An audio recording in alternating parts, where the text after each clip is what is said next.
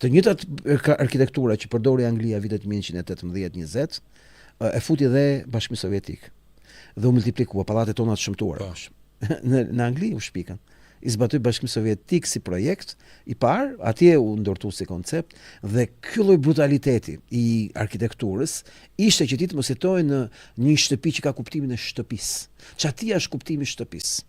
Çatia është shumë e rëndësishme. Po. Çatia nuk është thjesht mjet për shill. Çatia është koncepti i një historie të gjatë të njeriu që ka të bëjë me formën e jetesës në një ambient shtëpiak.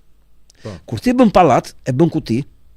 Kjo kutia, ky pallati, me ato dhomat e vogla, të ngjeshura etj, në atë densinë e popullsisë, është si thosh një pjesë e filmit Charlie Chaplin, kohët moderne.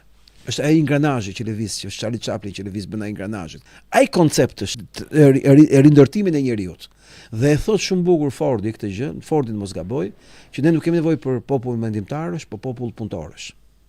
Pra heqim mendimin, e fshim. Dhe kjo erdhi në Evropë mas viteve 46. Henry Ford. Pa ai ka qenë një nga mbështetësit më të mëdhenj të nazizmit. Pavarësisht që mund të themi ne për të, ai ka qenë një mendje brillante për kohën e vet dhe ka qenë jashtëzakonshëm. Një nga fjalët, duke u referuar fjalës si ti the, na duhen punëtor jo mendimtar, edhe në kampe, po edhe kudo, ishte Arbeite macht frei. Domethënë shumë e bukur. Puna blen lirin. Domethënë që aty subkonscienca të thotë, a do liri vëlla, hajde puno. Pra ti nuk je i lirë.